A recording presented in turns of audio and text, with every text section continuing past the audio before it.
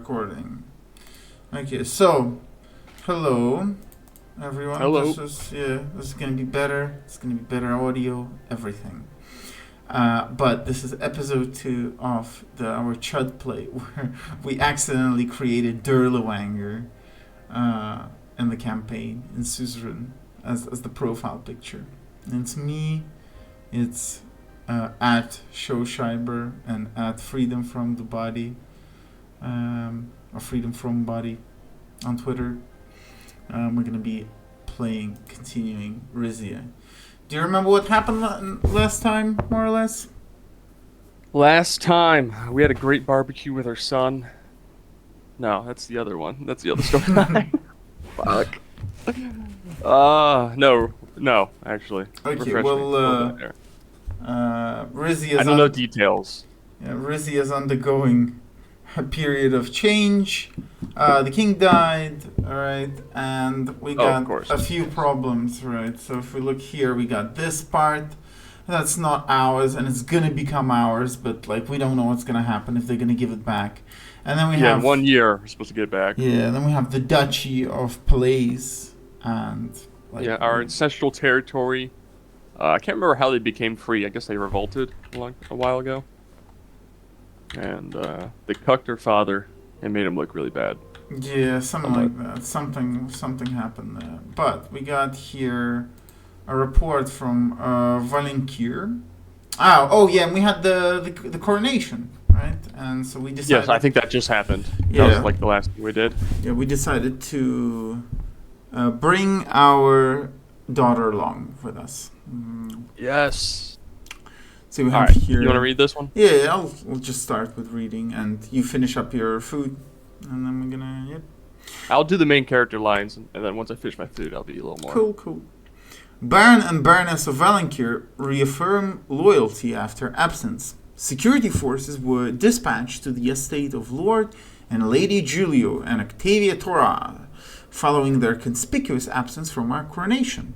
In the past, the couple was suspected of spreading false rumors discrediting King Valiro's claim to the throne.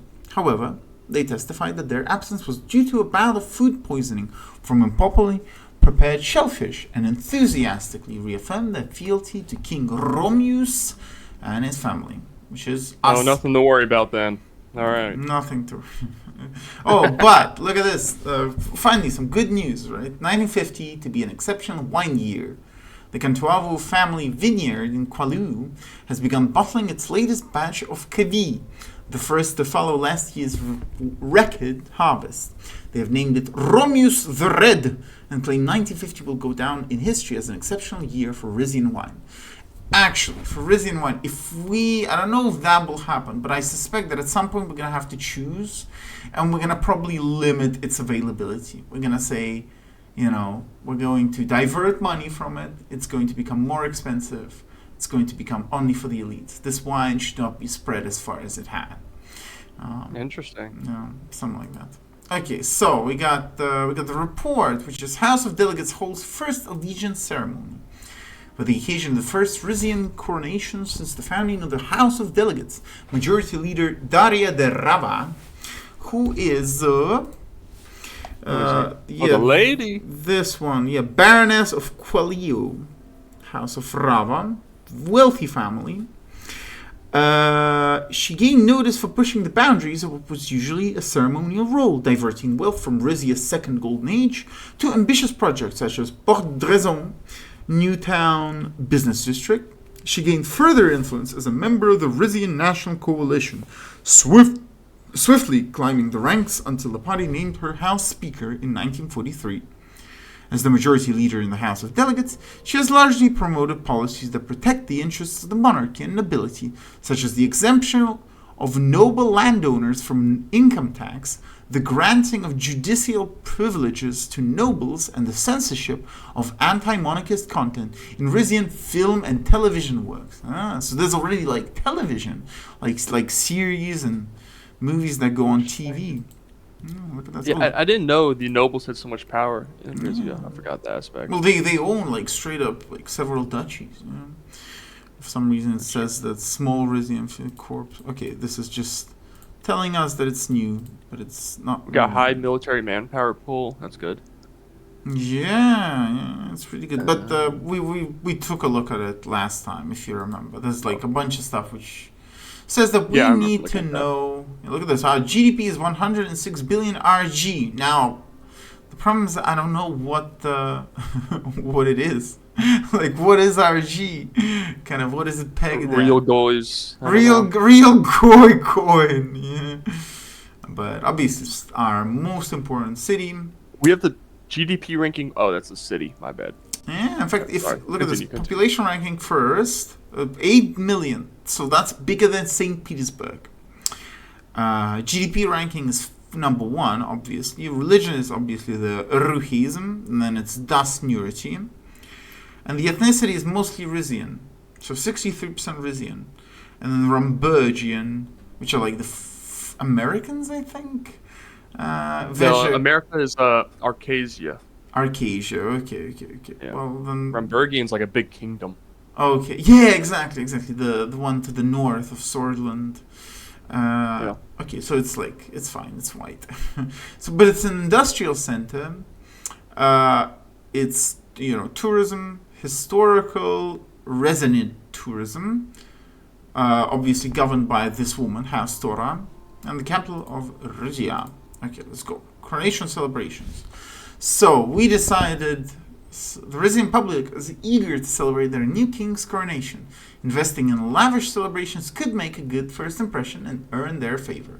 If you remember, we did like sacrifice something for the budget because it seemed kind of irrelevant. So in fact, we could just like spend a lot of money to gain additional authority. Authority is quite high. We have 8 authority, 4 budget, 3. I don't know what that is. Electricity. Energy. Oh, I was right. Cool. Yeah. Everything is Our in the- guy wasn't our guy a party boy growing up? Yeah, we were called the Party Prince. So I think we can just go ahead. Like, fuck it, budget. We'll still have quite a bit. That's a We lot got a of great money. wine year. Can you imagine spending Yeah. half your budget in like In parades. yeah, parades and balls? That's crazy. But it's funny. It's cool. This Dirlewanger's Yeah. gonna dance. Let's go. Yeah. Okay, cool. Let's see. Gonna So build a dime square in every city. yeah, so the stairway to the royal council chambers was longer Oh, than this I is me. remembered. Yeah, you sure? Okay, go ahead. The stairway to the royal council chambers was longer than I remembered. I took a moment to catch my breath in front of the carved oak doors. Hurry up, father. It's not very kingly of you to be late. Oh, look at this. So we got, we're partying, right? Number 4 is funny. We can... Gosh. Very kingly of me to show up whenever I want. You'd better stop that when we're inside.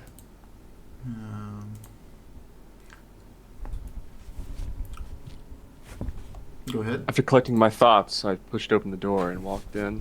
Everything was just as it had been in my youth. The high dome ceiling with its skylight that shone into the center of the room. The oval mahogany table, the tall-backed red velvet chair where my father used to sit. To my slight surprise, the room was empty, except for one man, my uncle. When Hugo saw me, he sprang to his feet. Oh, Romus, my boy! Let's see here. Good morning, Your Grace. Hugo recognized the formality of my greeting and bowed slightly. I wish I hugged him. Oh, you'll meet everyone else soon enough. But I thought a private chat with your Grand Vizier would be in order first. His eyes traveled to the doorway, where Vina was still standing. Although it seems like it won't be as private as I was expecting. Are you staying, Princess Vina? My daughter gave a shy nod. Yes, Uncle Hugo. I'm sitting in on the King's Council meetings. Let's see. Oh, this one's cringe. It's like Mr. Dirlechad Yes. is not gonna say that. He's gonna be like, I prefer if we could say something like, "Actually, this isn't a council meeting. This is a private chat." he just But has it's like not there. a head full of like two words just bouncing around of this like void, which is one is like rape, the other one is murder. It's just bing bing, like the DVD thing. It's just All like, right. Given that, I guess we're gonna have to be pretty interesting in this conversation. she's You got going a to feeling there, learn Bobby? by experience. She's going to learn by experience, just like I did. Hugo frowned as he processed this new information, then broke into a smile. By all means, then, Your Highness, have a seat. Vina walked over to the table as I made my way to the red velvet chair. Once we were all seated, I turned to my uncle. How have you been? Busy. Managing the royal transition is a full-time job in itself. Between that and visits to Rika and Itza, I haven't had a day off since the funeral. As I listened to him, my eyes drifted towards the back wall.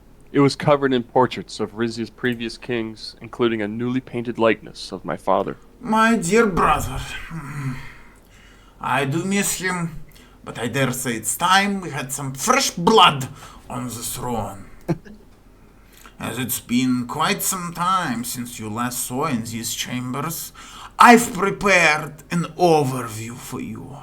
Would you like to hear it? Please.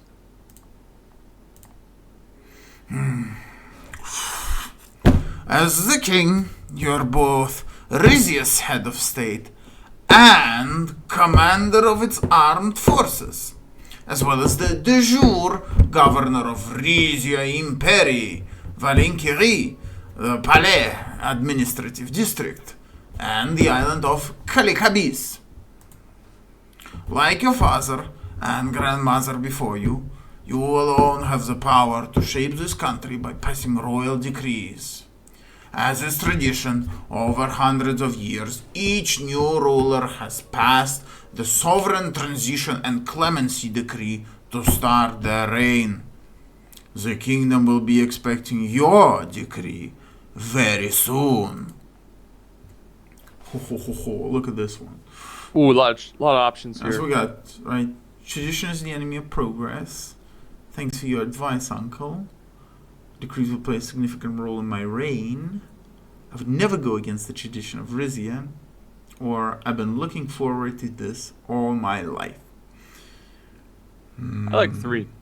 The decree will play... Yeah, the decrees will play a significant role in my reign. They won't be just symbolic gestures, but tools to shape the future of Rizzia. Yeah, we're doing like the Obama stuff. It's like it's like in the USA, you know, you can be a president, but you can also like straight up like do stuff.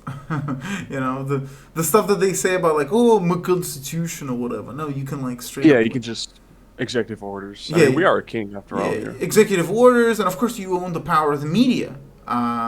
Twitter or not, like you could just go out there and like any media channel, even if like all the big ones are gonna boycott you, like there will be ones that will like come up and will like film you, and you can just tell them anything you want.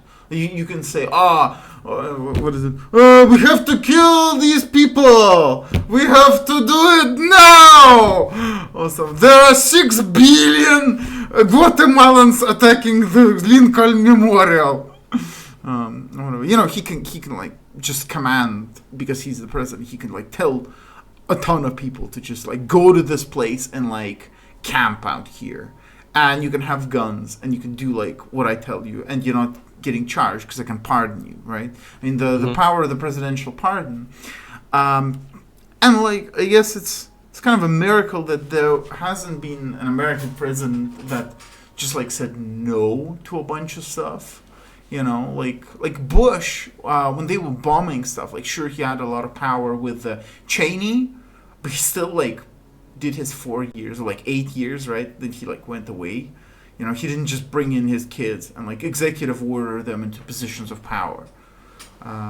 Maybe it's because of I don't know if you watch Scrump and Evelyn. You watch their stuff? No, I don't. I don't. Well, watch them. they have some. I just know they're very pessimistic. Well, whether they're accurate or not, that's just I know they're. Yeah, they're very. If there were like any like elite rankings, right? They would get like basically low points just because they're so fucking unlikable, and because everyone thinks they're annoying and shitty. Yeah. But and like I speak to people and they're like, oh, they do great work, but they're such cunts, right? They're bad. But that's and that's their problem. But they have a few really, really interesting episodes on like, well, what are the weaknesses of the elites? We know they actually like rule. We know they like say things and those things happen. And we saw during the COVID that they were just like in WhatsApp groups doing stuff, telling, oh, we have to like put this into practice. Oh, we have to close this. So like, well, why do they make stupid mistakes, right? That are just like, or they do stupid things and they really believe them, and we can see that they really believe them because they're, it's in their private discussions. Well, they kind of move this theory, which even Land talks in like the 90s about this, but it's the, there's like illiteracy. Well, there's also innumeracy, which is basically that the modern elites cannot count. They cannot imagine big numbers. And you can see this in their treatment of history. How they're like, oh, well, 50 years ago, this isn't the 1950s anymore, or this is 2026, or like, 100 years ago we did this. But they are not thinking in like, 1,000 years, like 2,000 years, or what is the historical norm. Sure. And because of this, you see things like the immigration stuff, right? They will tell you, oh, well, what about Nikola Tesla? What about von Braun, right? Yeah. But it's like one person. It's not millions, right? Or like even Indians, even like look at my company. It's like 1,000 Indians working here. Look at how profitable we are. But it's not 1,000, right? It's millions and millions and millions and millions. And they can't imagine this stuff. And so that's why this, like green energy, they have a whole episode on green energy. It's very interesting. They're like calculating this stuff. Turns out to be a net negative. Always. Oh, shocker. Or like any movement you do with green energy is always net negative. And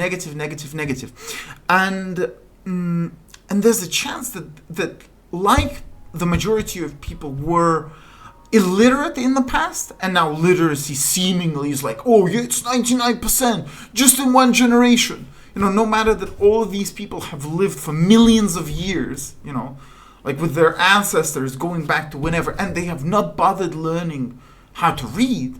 Now suddenly they know not just how to read, but also how to count. Well, probably not. It might be like all this calculation and like the reaction. Well, is this worth doing? Right? You have a test. You dip your foot into like a pond of a project, and then you see, well, is it going to be profitable? Is it worth like spending all this time?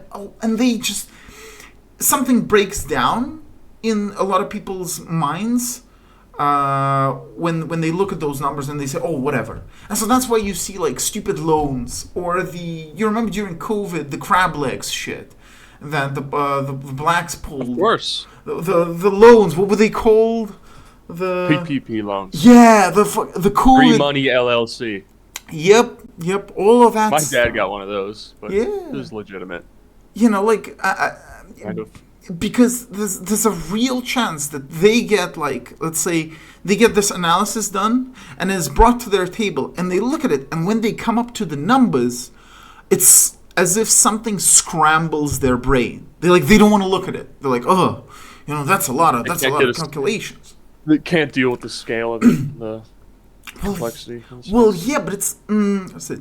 It's more simple than that. Is what you're Yeah, saying. a lot of the times it's not even third order effects. it's not even you like know. big scale, because this is where we come up to like this kind of, this is a little bit postmodern, but the idea that our minds really do a number on reality, on like objective reality.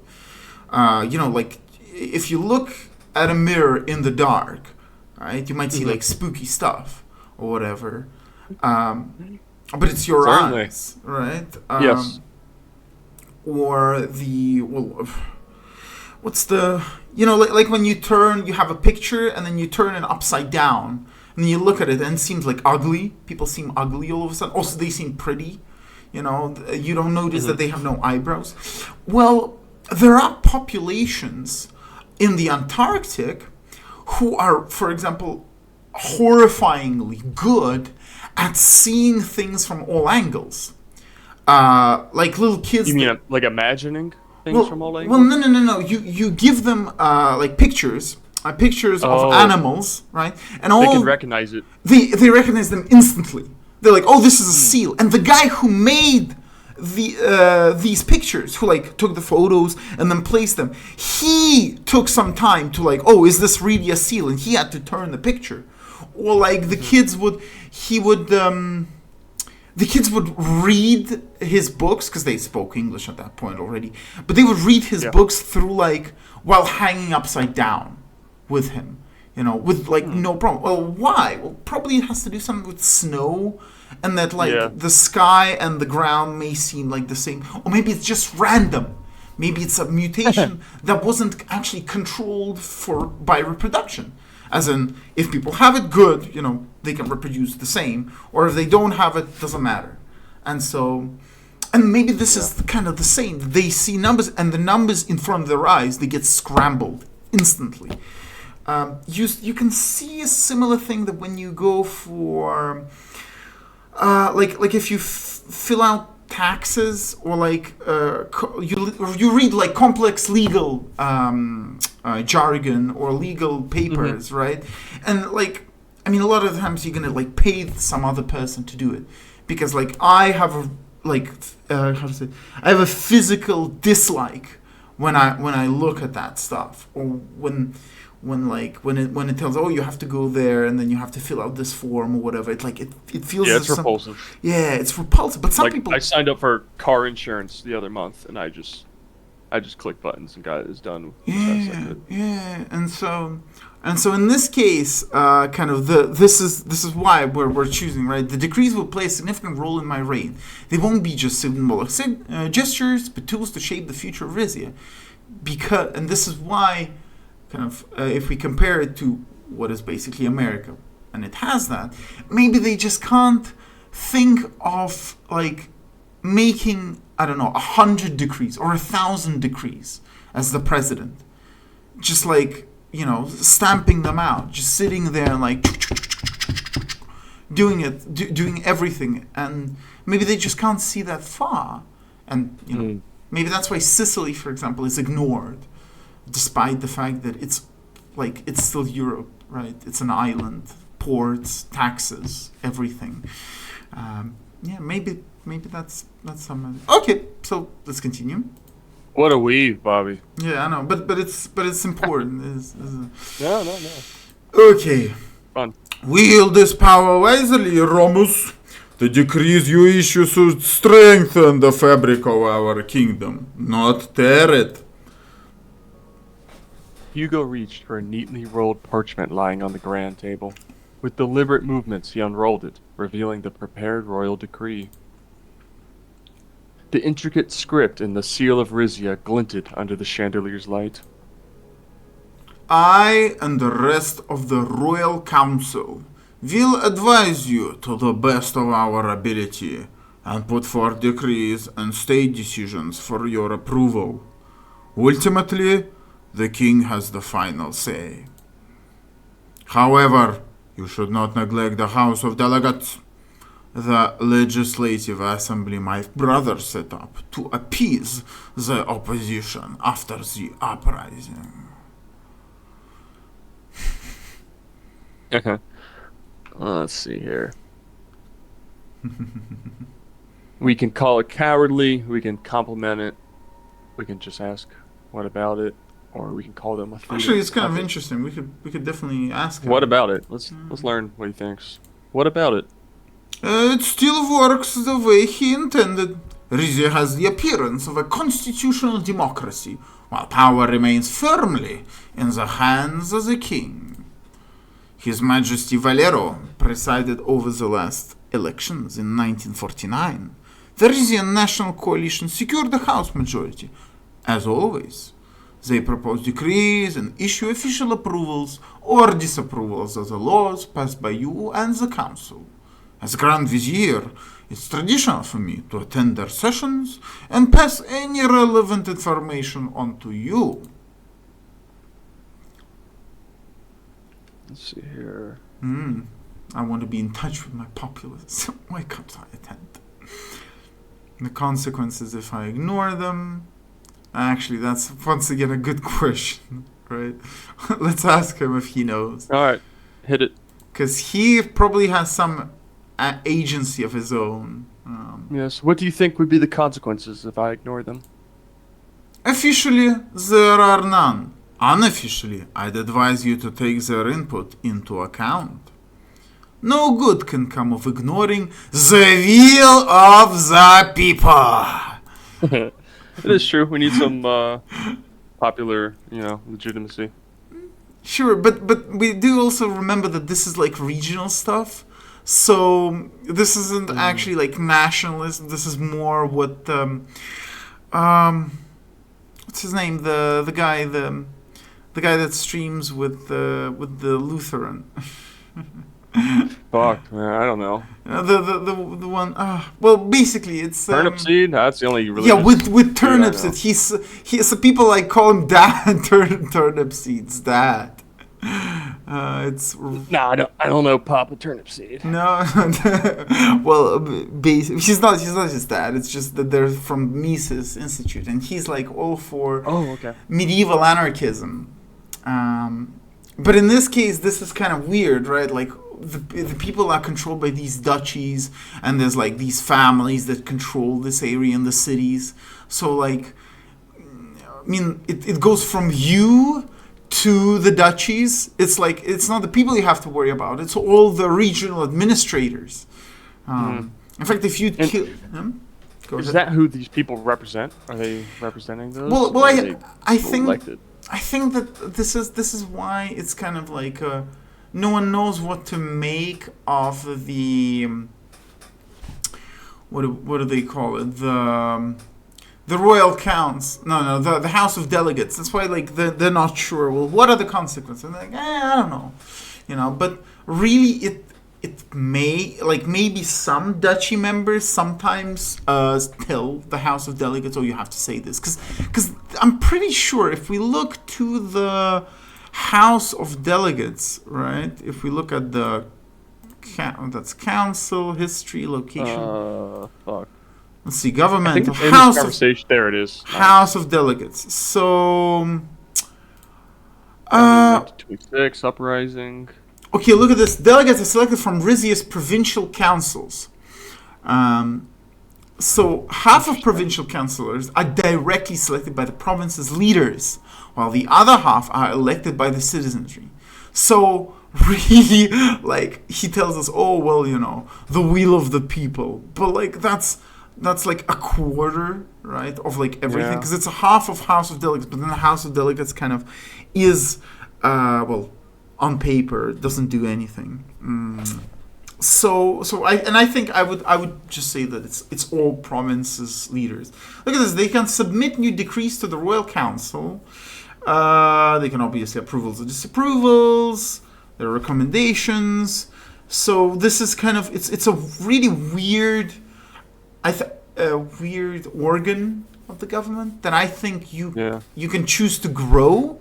For example, if you want to kill the province leaders, and you can just like make it all a democracy, so you like eliminate them and then you just leave the citizenry and some province dumbasses, they get elected each year. All right. So yeah. I say thank you for letting me know. I'll be sure to listen to them. and we'll just move on this conversation. I'm here to serve, Your Majesty. Fortunately, the delegate speaker, Daria de Rava, is a Torah loyalist through and through. She should give you no trouble. The opposition is small, but worth keeping an eye on, especially the new leader, Manu Suzerain. This guy. Well, nice cheekbones. Give him credit there. He's like he's mewing. He's been mewing. Yeah. He's leader of the Rizzian People's Party. He's a communist. Hey, yes, Pueblist de Rizzia. Is this I think it's called Malenkivist or something.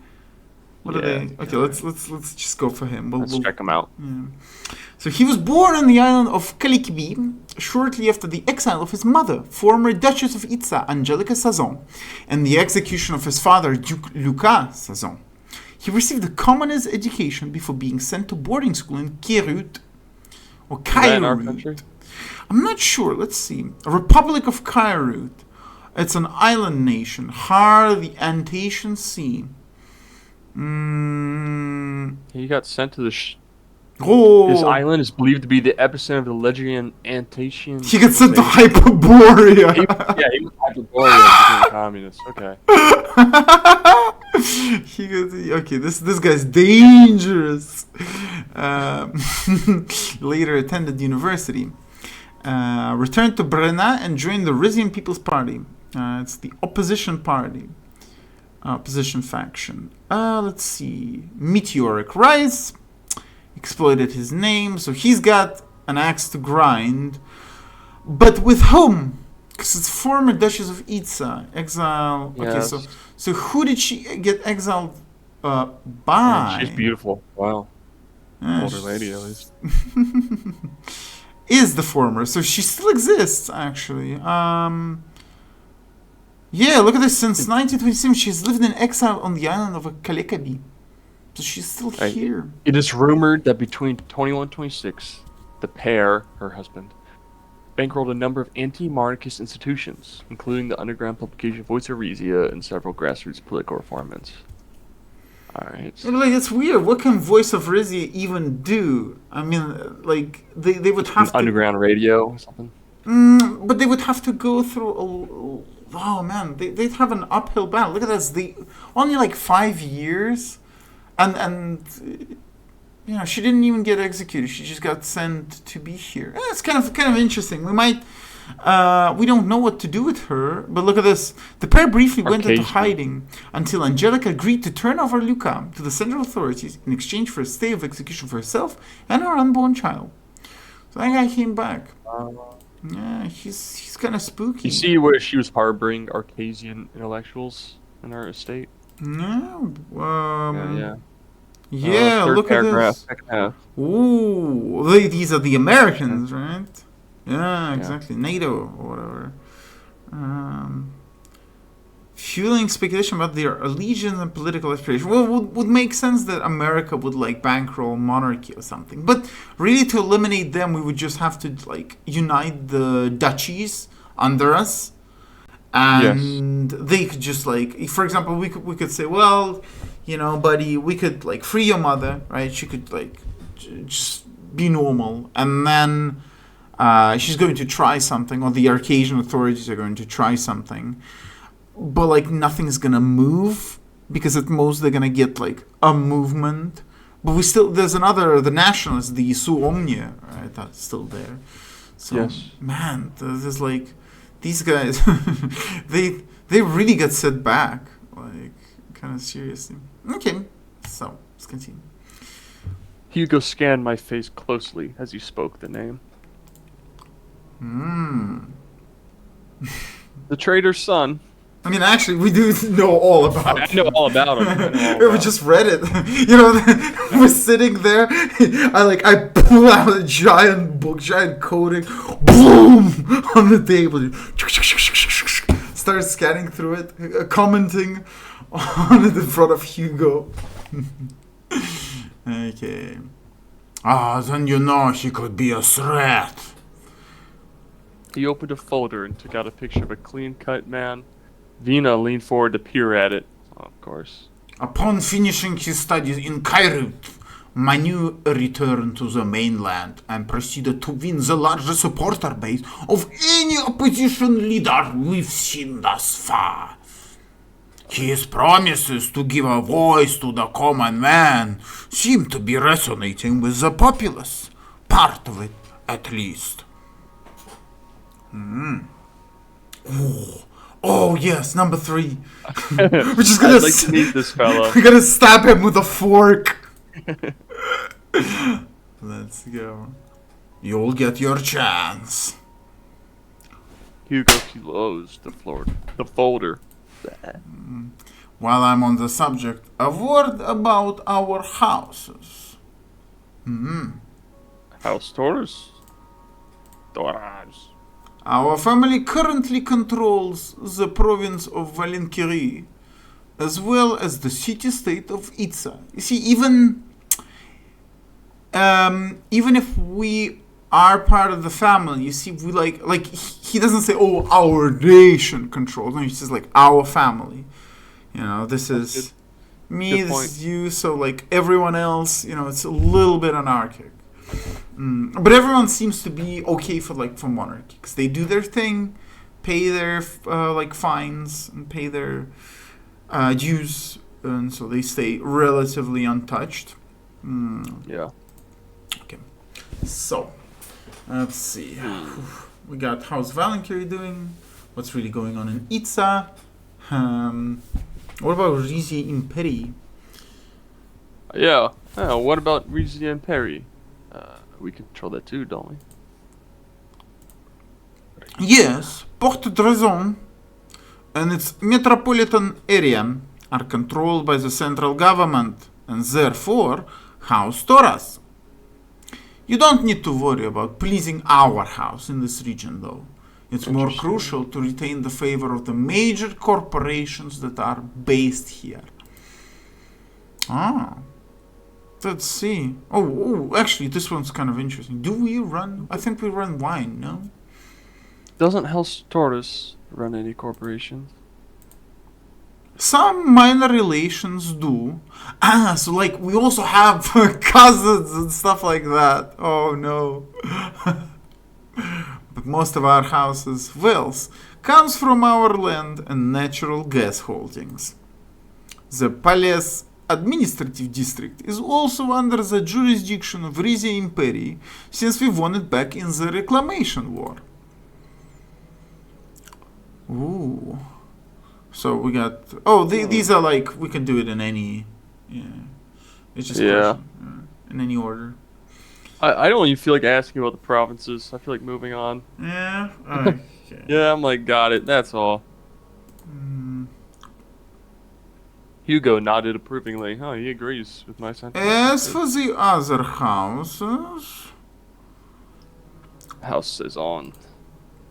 That's the guy who we talked about, right? Yes. Was it? Oh yeah. So despite the fact that his mother got executed, their house still like owns stuff, so they didn't get all declared traitors. That's a bit of a huge province too. It's on our border with the other province we want to get soon. Exactly. So they might like if these guys ally with these guys, they're gonna just let them go through. It's spooky. And they control the Gulf. Pretty good for them. Yeah. Yes, aside from Itza, which is now under Rico's governance, all of Brenna is still their territory. This is the guy, Rico Taurus, who is the nephew of our king, and so he's our cousin. Yeah, exactly. He's our nephew. Oh, yeah, you're right. Oh, he's the nationalist guy. Suomina, exactly. The nobles there swore fealty to the crown in exchange for keeping a hold on their cities and their estates. But the return of Angelica's boy could test that loyalty. He is their rightful duke, after all, even if he does not admit it. Oh, we could just make him like a noble, normal noble, and then he would like not do his party stuff. Kind of cool, actually. Interesting. Look at this one. Keep them in line. Cannot be a duke and claim to represent democratic values. I wouldn't blame them. That's an interesting play. Yeah, look at this, number 2. But he cannot be a duke and claim to represent democratic values at the same time. A contradiction, isn't it? He discourages his fellow delegates from using the title, but has yet to officially renounce it. Oh, so we're gonna have to use that with him. You know, when we meet him, we're gonna be like, oh, Duke, whatever the fuck, right? We're gonna be, you know, we'll like. If he was smart, I mean, he could just be like, yeah, I'm a duke. Yeah, but he's got his whole. It's like Trump, right? He's like, oh, I love my Hispanics. I'm with you. Yeah. You know, and like brings in McDonald's or whatever. But to be honest, it's kind of weird, right? Like he's. We know that there is some genuine stuff. Like he really does fucking eat McDonald's all the time and drink Diet Coke, and like. But at the same time, I mean, he dresses, right? He really knows his suits. He knows his decor, and he knows like the high decor and the low decor. So, for example, he would appreciate arte povera, Italian stuff like from the 70s, 80s, like basically very basic kind of dark wood, very cheap, sort of in a way sometimes even mass produced, but still wood, still kind of natural. You know, there's some communist stuff, whatever. But of course, he has golden toilets and stuff. But he did.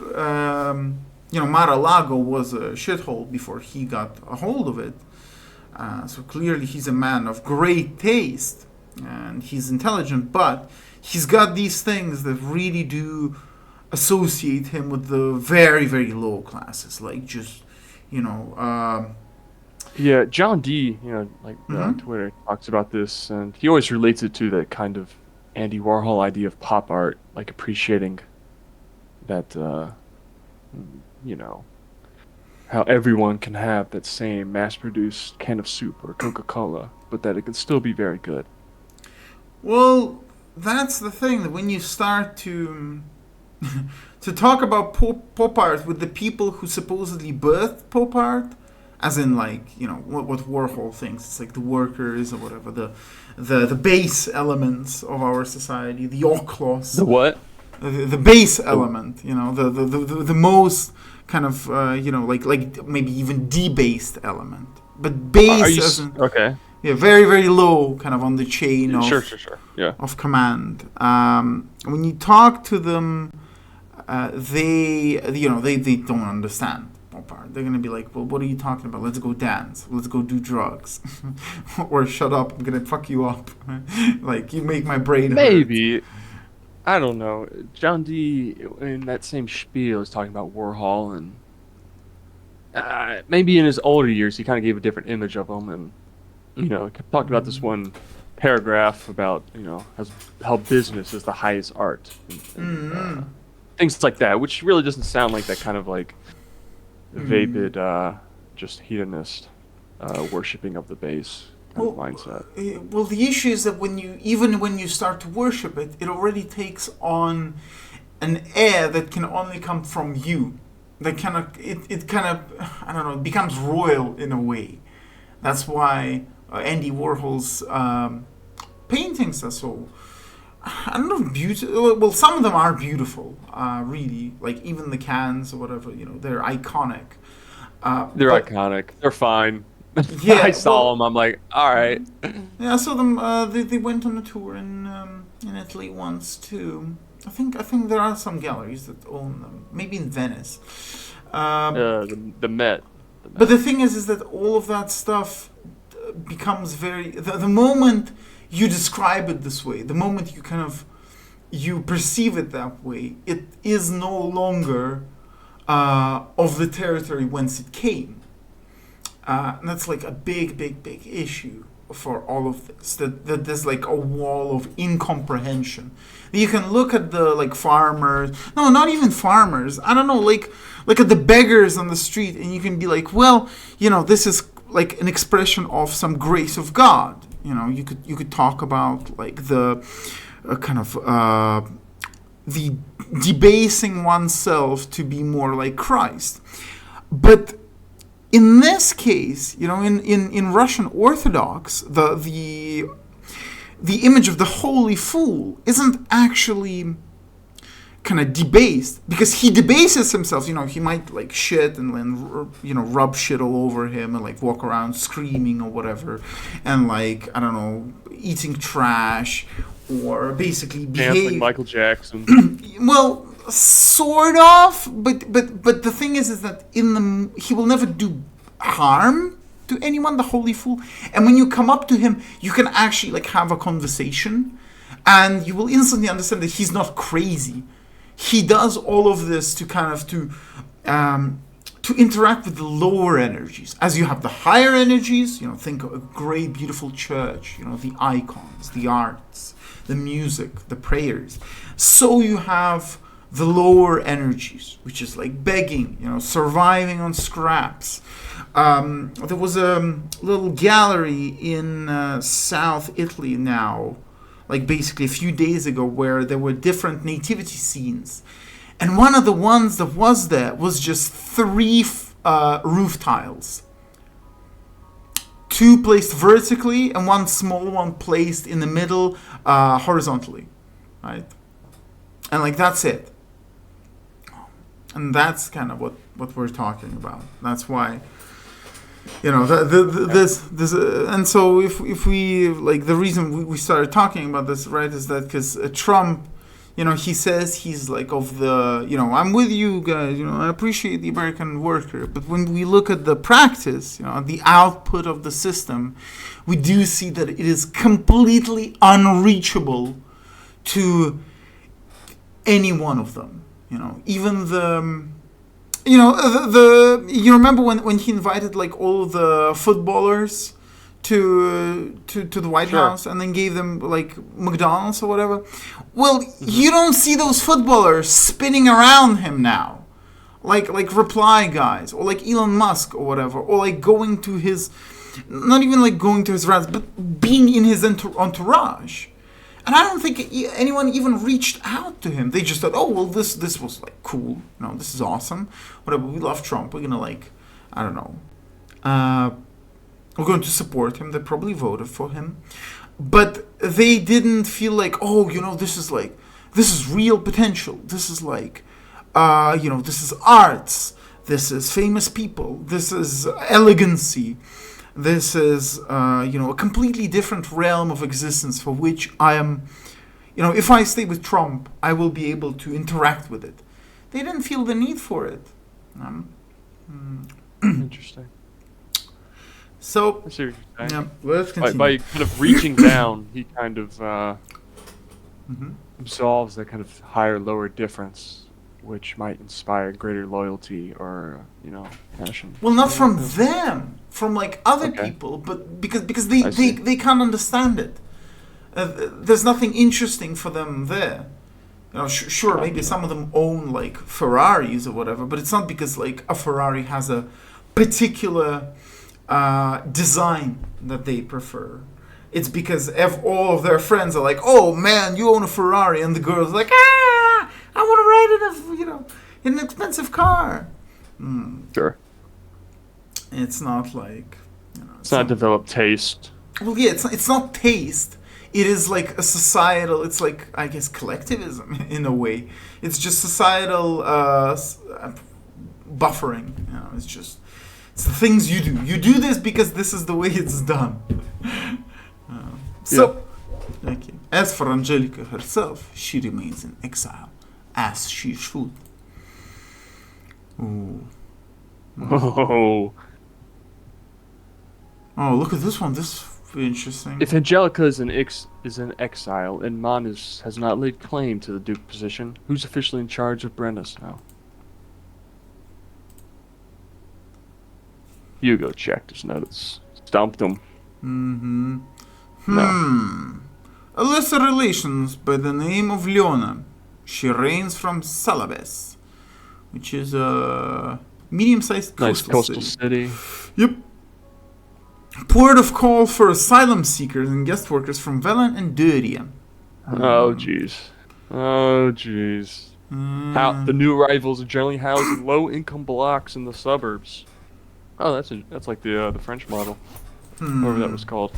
Ghettos! Okay. But it is Manus and Angelica that the rest of the Suzerain take their cues from. Lest we forget, Velen is scheduled to return Zile to Rizzia next year. The Suzerain expects the region to become part of the province, as it was before the uprising. Ooh. See, Velen is scheduled to return Zile. Yep. I think that would be best if we like make him a duke, make him abandon the party, populist party, and then just place him like all of the America, and I want to show you why, but I need help with spelling it. I know it starts with A. You can spell America? Okay. Who's that? Yeah. That's my stepson. AME. He's naming something as video game America, asking for help. Oh, it prompts it. Right in the second from the left. Well done. Okay. Okay, why? Let's go. Continue. Here. Oh, I can use it as a bargaining chip. Stay loyal to the crown and owe Zil for House's own. Let's forget. Well, is scheduled to return. Doesn't expect the region to become part of the K. Interesting. Well, it could be cool because yeah. We should definitely use it as a bargaining chip. Definitely. Well, because it's not just loyal to the crown, but like even if he's not loyal to the crown, he's gonna want Zil to come back. You know. Indeed. So like it doesn't matter. That's pretty cool. Let me close my door. Be right back. Okay.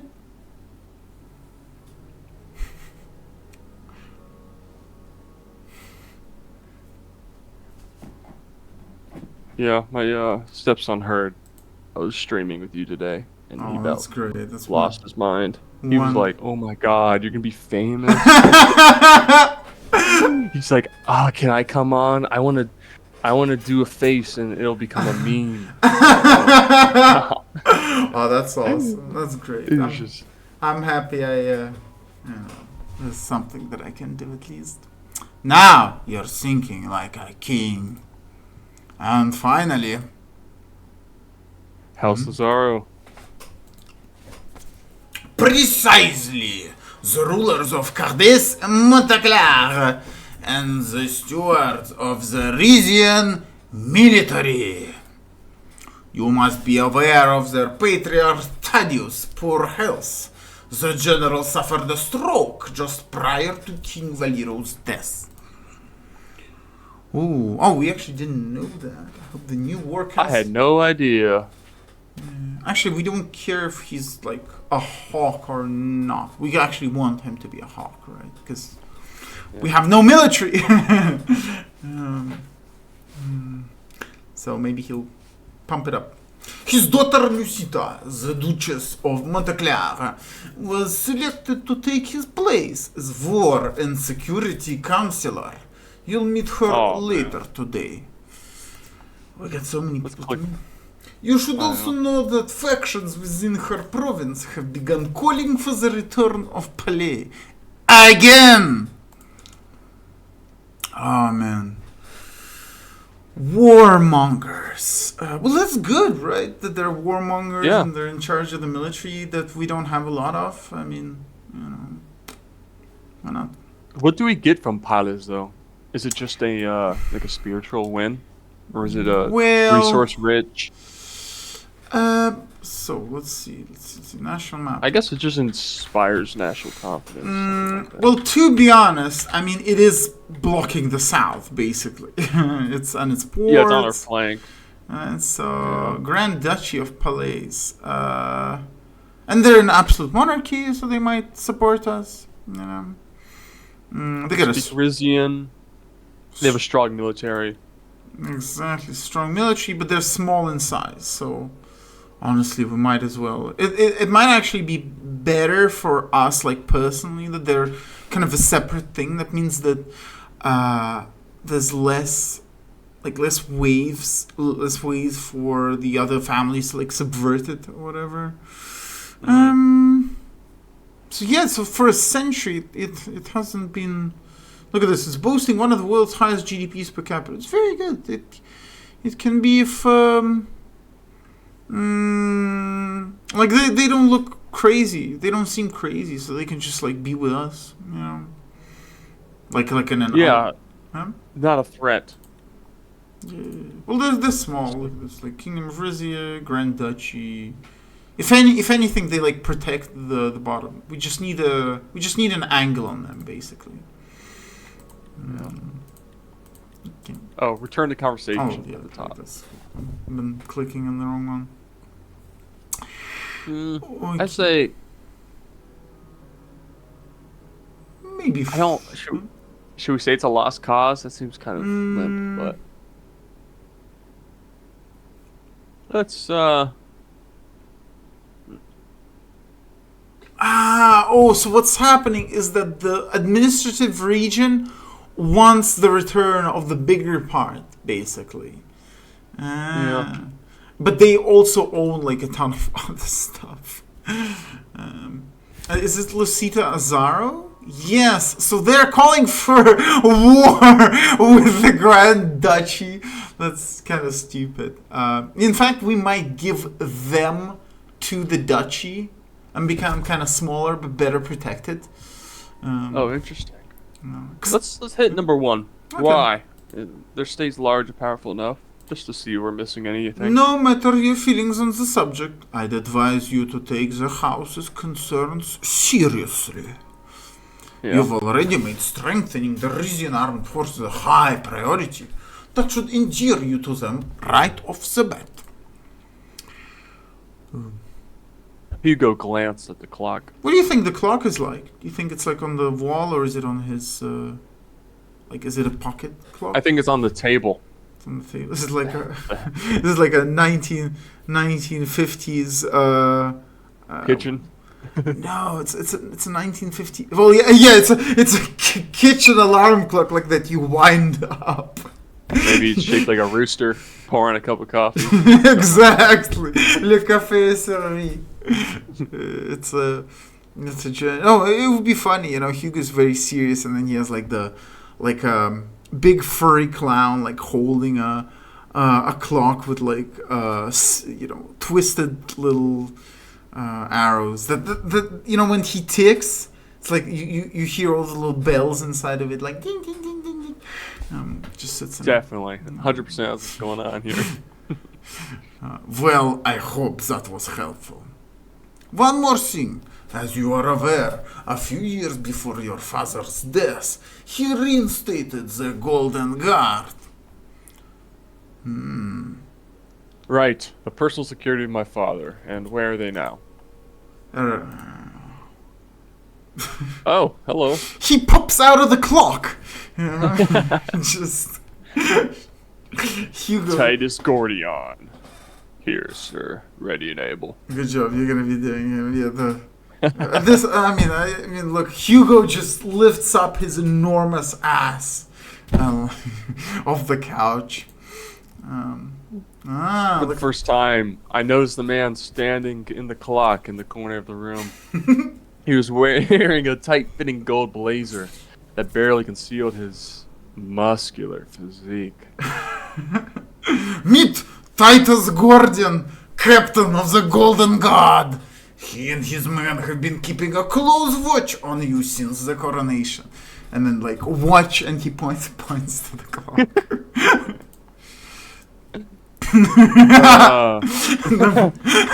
What the hell? What the hell? Nah, I'm pleased to meet you, Captain Gordian. Let's be a little he retreats back into the clock. Call me Titus, sir. Titus and his dozen men have been trained in the upper echelons of Rizzia's elite military and police academies. Each has sworn an oath to protect the king and his family at all costs.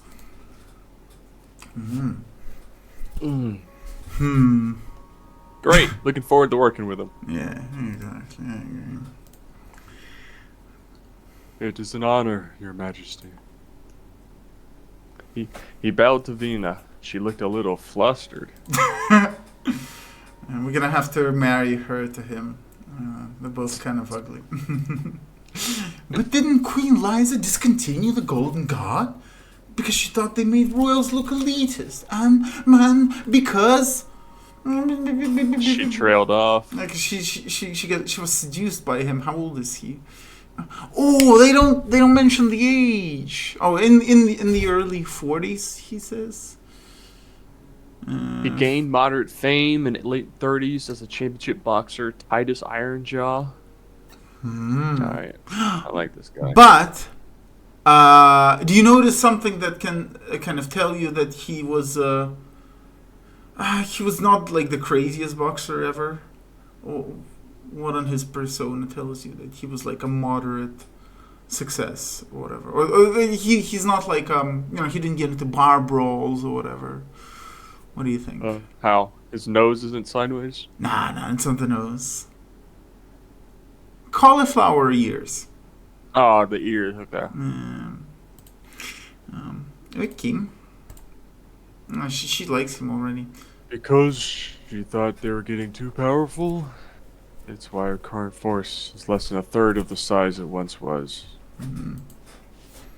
Your father always had a fondness for Rizzian tradition, so he spared no expense in bringing the guard back, albeit in a reduced form.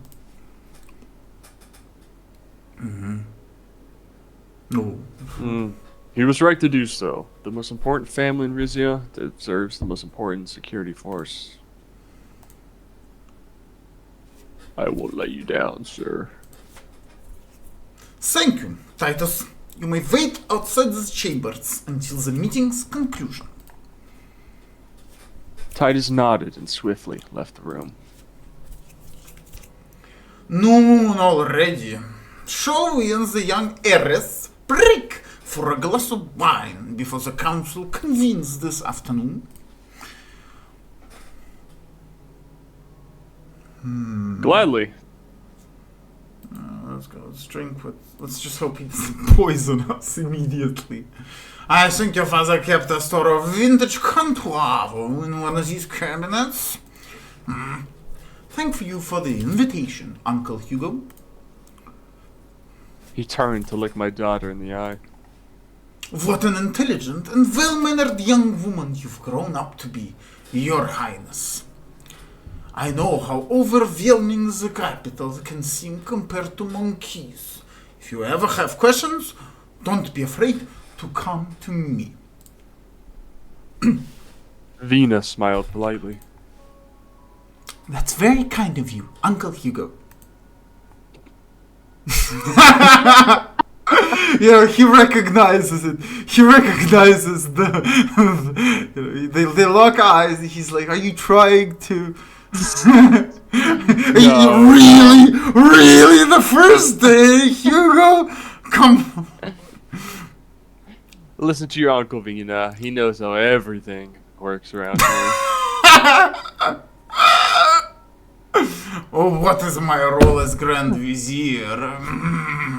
If not to advise the royal family. Wink, wink. Vina finished jotting down some notes as Hugo went searching for the wine. And the notes is just like a fat, ugly bastard. Next to Hugo. Or maybe just like, okay. Decree available. Alright, let's see some city notes. Yeah. Change it up a Nelvizar. little bit. Oil field on verge of depletion. Industry reports reveal that the Nelvizar oil field, once among Rizzia's most prolific sites, is nearing the end of its productive life, with experts predicting significant output decline within the next year. The imminent depletion has prompted calls for increased investment in alternative energy sources and a re-evaluation of Rizzia's long-term energy strategy. That's not good. But it's we don't know if it's like true. Maybe they just. Yeah, right. I was gonna say it might be subversion. We're gonna have to go. Unveiling the legacy of the Resident Empire. What are you saying, Bobby? Sorry. Well, no, I mean, we're gonna have to check ourselves. We're gonna have to go wade knee deep in some oil, probably. Sounds fun. In a groundbreaking development that has captured the kingdom of Rizzia's imagination, archaeologists in the esteemed city of Topus have unearthed remnants of what appears to be a major city from the long-lost Resident Empire. The extensive layout, marked by grandiose architecture and elaborate frescoes, suggests a significant center of commerce, governance, and culture, reflective of a bygone golden era of prosperity. Okay. Someone's unearthing. Oh, this one's for you. Coal deposits suspected in Havas. Yeah, which one of my mutuals was that? Geologists in Havas have notified us about the potential presence of significant coal deposits, sparking interest for further exploration. To ascertain the extent and economic viability of these resources, comprehensive seismic and subsurface surveys must be commissioned. Okay, cool. Okay. And we got royal decrees. Oof. So no enacted. So do you remember they said that we gotta always do the sovereign transition and clemency one. Dude. So this is, but it does give me -1 authority. What the hell? Well, because so what is this? Approves neutral. What do you mean neutral? He approves. What the hell? They all like it. So, no problem. But this royal decree, the kingdom solemnly affirms the transition of the crown within the Torah lineage from King Valero to King Romulus. This decree upholds the revered traditions of the monarchy, ensuring the continuity and stability of the Torah's dynasty. Concurrent with this auspicious transition, King Romulus, in his inaugural act of clemency, extends a royal pardon to 500 individuals convicted of minor offenses. Okay, we got this one. Well, we got... this looks absolutely disastrous. But it's launch... Launch of anti-narcotics campaigns. Mm-hmm. Comprehensive anti-narcotics campaigns begins, intensifying efforts to eradicate trafficking, distribution of illicit substances. Aims to significantly diminish the drug trade, reinforcing public safety and law enforcement efficiency. Interesting. As law enforcement units engage in these operations, they'll accrue crucial field experiences, enhancing their capability to combat illegal activities. Action underscores state's firm commitment to upholding law and order and safeguarding well-being of citizens. -1 authority, -1 budget, -2 turns, -2. No, that means more that it will complete in something like 2 turns. I see. It has a little estimation there. Okay. Well, it does seem like some people are against that, but we should just control it. We should be the ones that do this to other countries. But okay, let's see. Welfare, housing for the poor initiative. Oh, this is what we were talking about. The RPP loans now. Interesting. A new ambitious housing program is dedicated to the kingdom's homeless and those grappling with extreme financial constraints. By guaranteeing housing for every citizen, the state reiterates its commitment to unity, prosperity, and social harmony. Such endeavors are anticipated to cement public trust and ensure tranquility across Rizzia. So it's housing. That sounds expensive. It's just housing. It's guaranteeing housing for every citizen. Okay, that's not like our job. That's the job of all these little administrations. Or whatever. Yeah, that doesn't sound like base world to me. Well, it just sounds like other duchies, because we're gonna have to build it somewhere, right? And if we build it somewhere, that means it's the other duchies just get our money. We're just giving them money for no reason.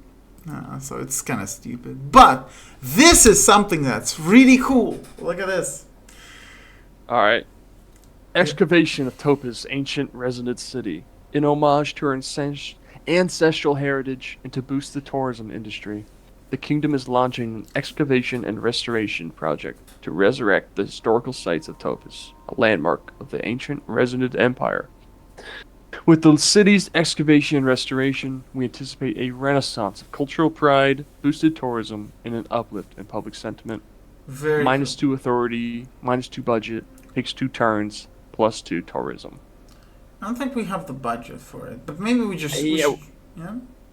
Maybe wait a turn and we'll get money next turn. We'll see. How's the budget work? Well, yeah, it's per turn. Just as per you see. turn. Yeah. Well, I mean, we'll have it next turn. We can actually go a little bit in debt, because even if we go in debt, the next turn is going to just give us money, right? So True. we actually don't have 2.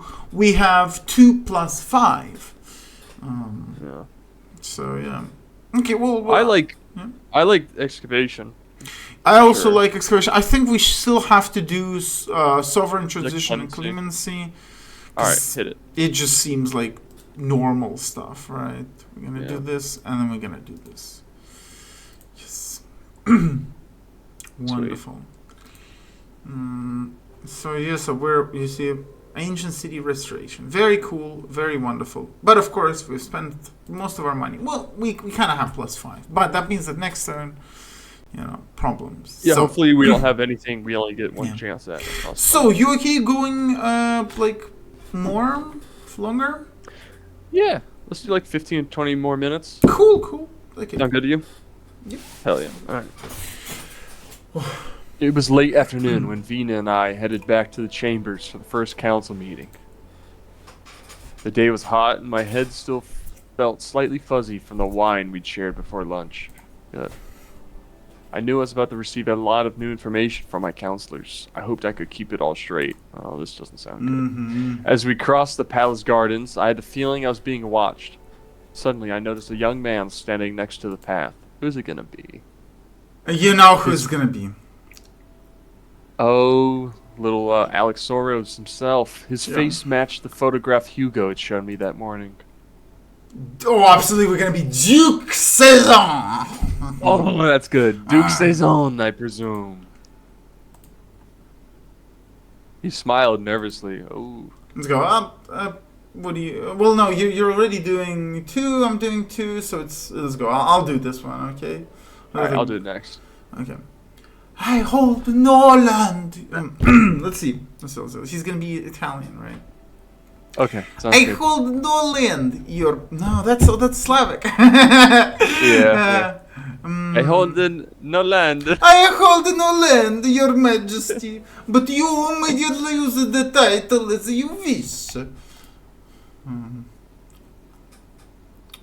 Oh yeah, we're glazing him. We're glazing. Keep magnanimous here. It's good to see you here in Port Drazon. He tugged at his suit label. Man, we got him fidgeting pretty hard. I wanted to introduce myself before our first official meeting. I am maybe the leader of opposition, but I am not your enemy. If you and I establish a dialogue, I believe we can work wonders for this country. Can Italians not say W? I forget. Well, they don't have a W. Okay, then they can't say it. Okay. Do they even say V? Yeah, of course they do. Yeah, they say V, but course. it's the Villaggio it's the or teeth on the viaggio, so it's teeth on the lips, and it's not the W, the W. Is teeth on the lips with the V? Yeah, like this, like viaggio. Oh, of course, yeah. I Right, do. because the W, the way the English pronounce W, is actually like really ancient and kind Yeah, I of. was gonna say, where's that come from? Well, it's basically Not like German. it might be before Proto-Indo-European stuff, even so. It's like I don't know, like 50,000 Western hunter-gatherer shit. Yes, because it's similar to the clicking stuff from What? Well, yeah, from Africa. It's in the same category. The W. That's like weird. Whoa, Woden. You know, the w. It's really close because it requires too much energy, and normally that stuff gets like eliminated. But sometimes it stays because it's cool, and because everyone likes it. But Is it in Dutch? I'm not sure. It might be. I feel like there's W in Dutch. Let's see here. But in Italy, for example, Italy only has, like, in the dialect, in Sicilian dialect, when you say no one, you can say nessuno, but you can also say, and then lift your head slightly. You can click your tongue and lift your head slightly. And that's really, really ancient. Like, that's pre-history. It might even be pre-language. But yeah, the W. I think it's a German. I think, like, those countries have it. Wait, the German has W? I'm stupid. not sure. I thought it only had V. Like, I know they have the letter, but I always thought it had the V. I'm not sure. How would they say Woden? But basically, even Russian doesn't have this V. So, for example, war would be Vaina. So, once again, teeth on the lips. Okay. So, let's go ahead. How lovely of you to say that. And then she does a little curtsy. I'm Vina Torres. Oh, wow. By the way. He resisted the urge to laugh. I know. A pleasure to make your acquaintance. Uh-oh. What did he want with us? He wants us to establish a dialogue. Okay. So we gotta go. Like, we gotta go too. I wish we could stay in Yes, I wish we could stay and talk, but the princess and I must be going until next time. I look forward to it, Your Majesty, Your Highness. Vina waved as we walked away. Oh, Vina, already gone. He's going to protect her from Hugo. I'd rather... Or maybe he's gonna get cocked by Hugo, the fat, ugly bastard. He's gonna, like... It's horrible. Oh, he seems nice. Oh, I could imagine working together. Let's see here. Don't get too smitten. He's opposition after all. Exactly. We continued toward the council chambers. Oddly enough, I still felt like someone had their eyes on us. I looked back for just long enough to see a flash of gold. Titus. Titus is just like... He's in even smaller shirts and he's running after Magnus. He's like... What's the... You know the guy, the black guy that plays fighting games? And then me and my wolf pack running after you in the snow-covered fields, you know, and I pick up the pace, and we're in our golden cloaks. Have you seen the video? No, I have no idea what I'll show you that stuff. Alright. Let's go. Okay, we entered the chambers where Hugo was already waiting for us. No sooner had we sat down than a brief rap came at the door. Titus. Without waiting for an answer, Lucita Zara rushed in. She is the war minister, yeah. Well, she wants the Palais. She's the Duchess of Monteclar. Okay, the new war and security counselor was younger than I had imagined. She carried herself with a mix of regal elegance and soldierly authority. Gentlemen, pardon my interruption. She bowed towards me. Please accept House Azara's formal congratulations on your coronation, Your Majesty. I motioned for her to stand. Her eye was fixated on my uncle's shirt as she raised herself. Hugo, Your Grace, your shirt's buttoned wrong. He just slaps her. Okay, my uncle eyes. He slaps her so hard she like flies to the floor. I think they're dating then, or something. Maybe, I don't know. Maybe he's just fucking everyone. Explain her overcriticalness. Okay. Oh, hello, Princess Vina, Your Majesty. May I ask what your daughter is doing here?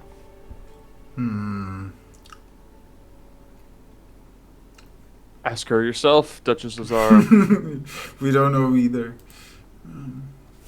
Oh, excuse me. What brings you to these chambers, Your Highness? She gave Vina a broad smile. Please don't mind me, Duchess Azaro. I'm only here as an observer. Lucida's eyes darted to the floor. That's the king and his direct successor spending so much time in the same room. I hope the Golden Guard knows what's at stake in keeping these chambers secure. General Tadius sends his regards. Or he would if you were capable of speaking in full sentences. She was trying to be flippant, but I could sense emotion behind her words. I think number 3. We want her to. Right? Yeah, we need her on our side. This must be a difficult time for you. Let me know if there's anything I can do. The corners of her mouth twitched downwards. Oh, jeez. I'm not a porcelain doll, Your Majesty. My ability to perform my duties is in no way compromised. It seems like an overreaction, but the others should be right behind me. As if on cue, I heard the voices of Elena Werner and Lorenzo Esquivel, my treasurer and the counselor of foreign affairs. Oh, let's go. I'll do this one. Oh, for God's sake, Lorenzo, you don't need to hold the door open for me every single time. I'm not as fragile as I look. Oh, let's go. You do it. I don't know. Do a French one. I'm telling you, how could I allow a door to close on such a gorgeous face? I remember their flirtatious routine from my days in my father's council. Nobody knew whether the two of them had actually had an affair. On seeing me, they dropped the act and assumed a look of deference. Lorenzo smoothly removed his fedora, revealing a well-oiled mane of gray hair. Let's go. What is it oiled with? Lard? What do you think? It's like I know. He's following Great Pete's prototype. Oh yeah, he's got cocoa oil all over himself. Your Majesty, it is a pleasure and an honor to be in this room with you once more. Elena nodded. Her businesslike demeanor briefly softened as she looked at me. I must say it makes me proud to see you in that seat. If you show the same devotion as you did on King Valero's council, you'll make a fine ruler.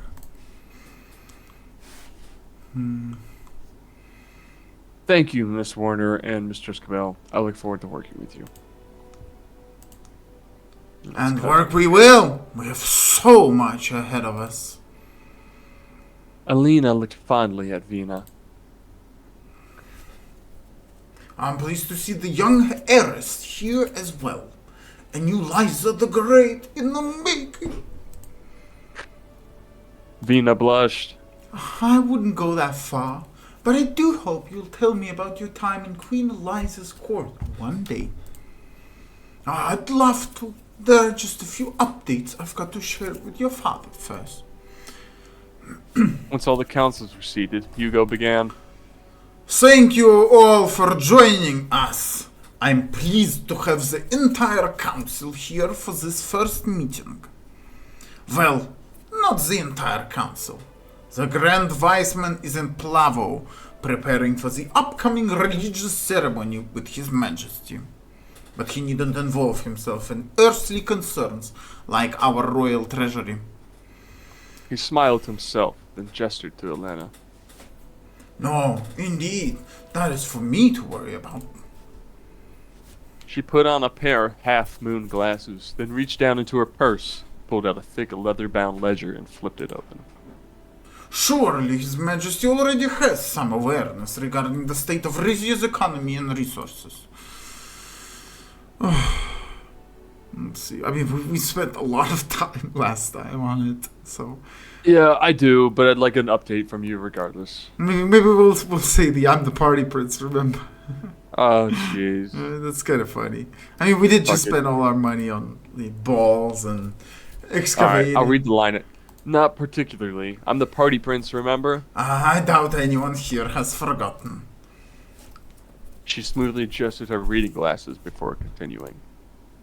Rizzia has historically been one of the wealthiest countries in South Mercopa. But His Majesty, the late King Valero, bequeathed us a number of challenges in that department. Where should I start? Tell me about our government budget. I think budget. Okay. Fuck it. Fuck it. We'll get to do all of them. It's healthy, Your Majesty. Since we began trading with Ramberg, we've been running a surplus. It's not as high as it used to be, but I think we should put it to work. All glory to the late Valero, but he had a certain prudence about spending government funds, even when doing so would have made Rizzia richer in the long run. It was a miser. You don't say that word too often. Let's see here. Do not slander him. I'm sure my father had his reasons for such frugality. Elena meant no offense, Your Majesty. Indeed not. I'm just pointing out that the money is there, should you choose to spend it. Great news, Miss Werner. I already had a full slate of military modernization measures I was hoping to propose. Elena pursed her lips. I'm sure His Majesty will agree with me. We do need to modernize a thing. Let's see, but what do we have? Let's see, we can either say enhancing our army stockpiles will be good for our finances.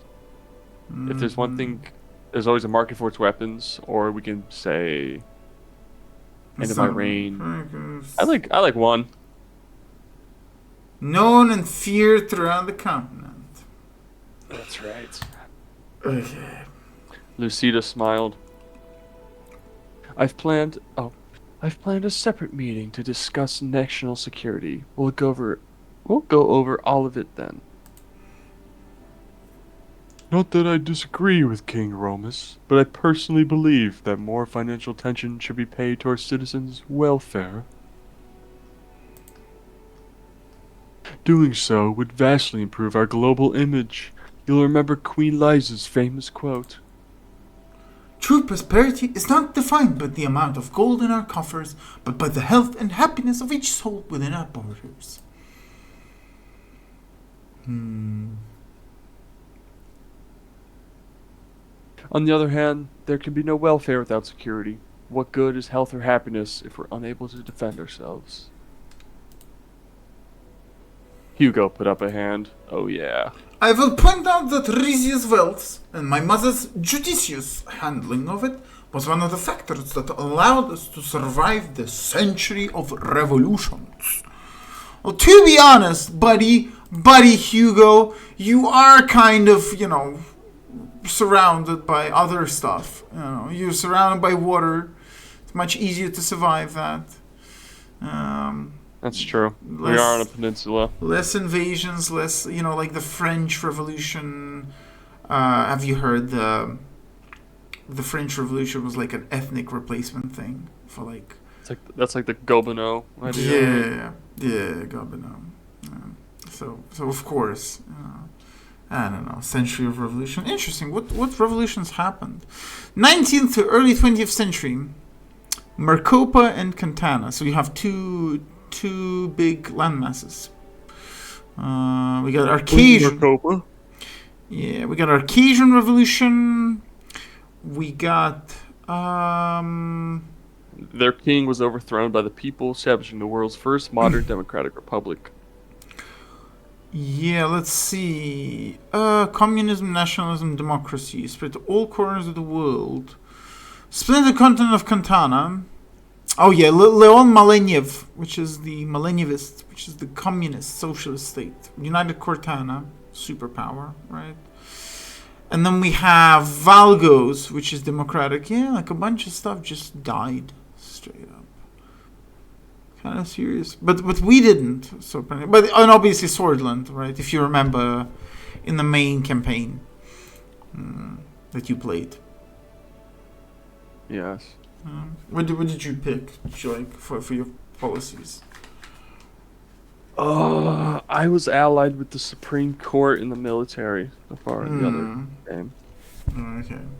I don't know. They're the only ones that didn't have like obvious paid connections. It was tough. Hmm. We'll see. However, those were different times. As a modern nation in an era of increasing superpower influence, we are expected to have a certain standard of military.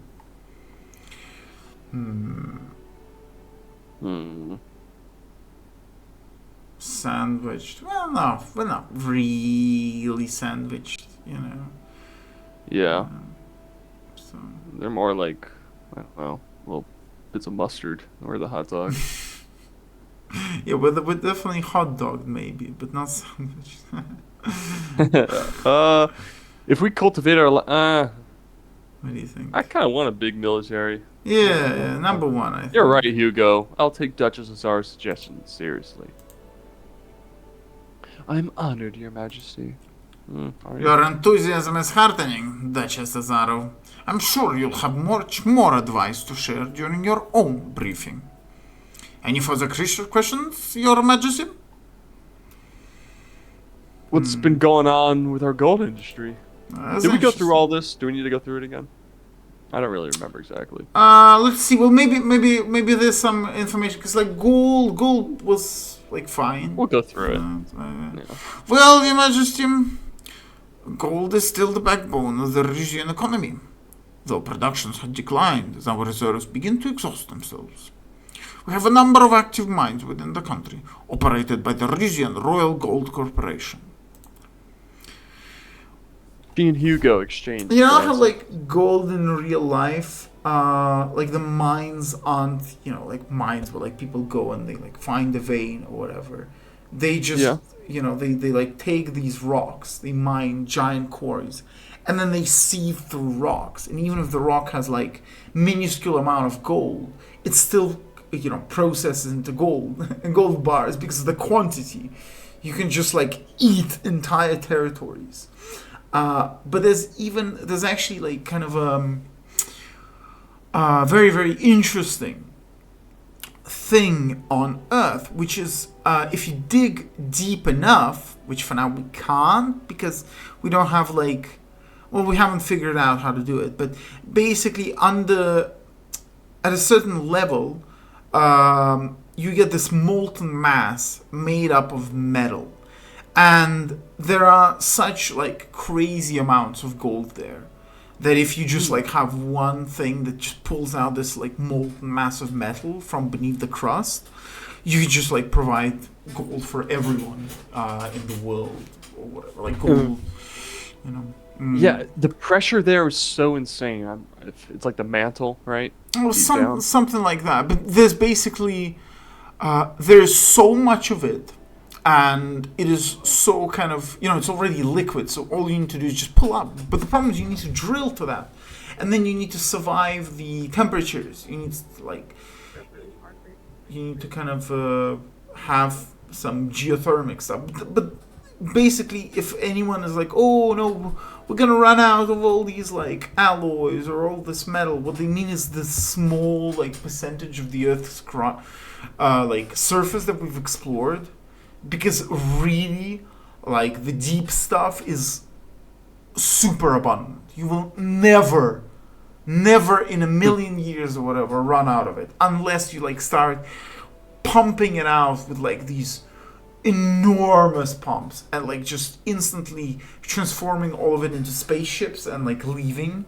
But even then, it will take you thousands of years. You know? Yes, but I mean, it's a really interesting path of research, really, because we don't really know what role all these metals play in the coherence of Earth. Like, how come we're just, you know, how come the center of the Earth produces long-chain hydrocarbons that we can burn to make, you know, make our engines move? Well, yeah, the hydrocarbon. What's going on? Like, how does this, you know, if we start pumping things out from the inside, and what the hell changed? That's Reza Negarestani's book. Yeah. You know, have you read what was it called? The one about the holes in the oil? Cyclonopedia, right? Cyclonopedia, yeah. Well, that's just that the oil is alive, right? It's just like Well, it's more a fan fiction of abiotic theory. Well, it's more than no, abiotic means no bio, right? It means not from biological. That's biotic if it's alive. Yes. But No. when they mean abiotic, they just mean like not from dinosaur remains. It's Well, like yeah, a result of what's the word? A geological process. Like Which I guess is fermentation, abiotic. maybe at that point. But Yeah. yeah, no, it's about a lot of it is about like holes that like we create space, and then the holes have agency, and that like holes are something that we cover instinctively, and so by drilling we create more holes, and like rockets they create holes. So it's pretty crazy, Cyclonopedia. Yeah. All I know is that guy's just like they write all this heady stuff and then they just want to white genocide. So. Well, yeah. He's pretty cringe. But yeah, there's so people for now think that like fossil fuels are this like long thing, that is a fossil that you just will run out of, and we've had peak oil for how long? In fact, Scrump and Evelyn have an episode on peak oil where like essentially it just doesn't run out. Like they constantly are finding new wells. Constantly there's like the wells are getting refilled, and Off Templar on Twitter, he demonstrated pretty well that you can produce hydrocarbons, like high octane hydrocarbons from yeast. So there's a chance that it just doesn't run out. Like it's just, it's like Russia thought in like after World War II that like, oh no, we've run out. Bam! Like they just drill in Siberia. Pff, there's more, and like old wells. They're looking at old wells, and they're refilling. Yeah. Yeah. I remember this old story my dad told me growing up. He had a friend in like Louisiana's a big oil producing place, right, in the United States. And he just bought some random piece of shit land that had an old well on it, And what do you know? The well refilled, right? And suddenly, he's a fucking multimillionaire out of nowhere. Oh, wow. And then I remember later on, I learned about abiotic theory. I'm like, oh shit, like, yeah. How much of a market is there in this? And just like random places in Louisiana, just buying old wells, wait 20 years, and it's just gonna refill. Or do people, are people just playing ignorant about it, or? Well, it's like Sicily, for example. Like there's clearly oil here. Sicily has one of the biggest asphalt deposits in the world, and asphalt is like it's a byproduct of like the interactions that oil and gas have with like different minerals. Interesting. Okay. And of course geothermal activity. It has. Like they're like, oh. There's like a little bit of oil out in the sea, and you see the oil platforms here. But I'm sorry, there's a Madonna dell'Olio, which is like a consecrated shrine, from which comes out water tinged with naphtha, which is once again it's the same oil. It's just like diluted, or it's a little bit of a different grade. But it's there, and like if you look at the geographical features, like the morphology of Sicily, you'll see that this is this is perfect. You see fucking craters, you drill there, and you're probably gonna get gas. You're probably gonna get oil. Like, there's that stuff, and there's a chance that this is kind of like something that's everywhere, really. Like if you dig deep enough, you're gonna find it, or if you have like, especially in the sea, right? But it's, you don't hear anymore that we're running out of oil, right? Like you did in the early 2000s, if you remember in school. Yeah. And the problem with like coal, I guess, is that coal creates a lot of. It's pretty dangerous, actually. Like getting it out and using it for energy causes quite a lot of people to die each year, and it's also it puts mercury all over in the water. It seems. It's also of course it's also like really polluting. Although you can kind of trap the gases and then like recycle it, but whatever. Like oil is still better. All this stuff. like, I mean, unless it's leaded oil. But it's better. Obviously, nuclear is best, and if it weren't for all the various factors that made it politically unpopular for a while, we would probably be having like portable nuclear reactors in everything, because I believe that it is like super scalable stuff. Like you can make very, very small ones. 100%. Yeah, my buddy at my gym here, I haven't seen him in a bit, but that's what he studies. He's a nuclear engineer at my school, and that's what he wants to work on, and that's what like everyone's working on. But it's just one of those fields that's just neglected by money, right? So it's one of the most powerful potential sources of power, but it's the smallest engineering department at the major university that town I live in. Mm-hmm. I think he said there's like 40 kids in the major. Oh, but that's not a lot. No, philosophy. When I was in philosophy, there's like 50 or 60. Ooh. So, computer science has like 1,000. I don't know if you remember it, but the idea of the dirty bomb has been like something that's really popular in media. And For sure. We gotta stop it. But like I looked into it, and there have been, well, first of all, there has never been a dirty bomb made and like blown up or whatever. And the most that they found is that they got some people who were like, oh, I want to make a dirty bomb, and then they bought like fissile material, or they stole fissile material, but it never happened. Like no one ever detonated anything, because, and I suspect that it wouldn't actually be as damaging as we think, because America did it, right? With all the nuclear bombs. I think they still do it, right?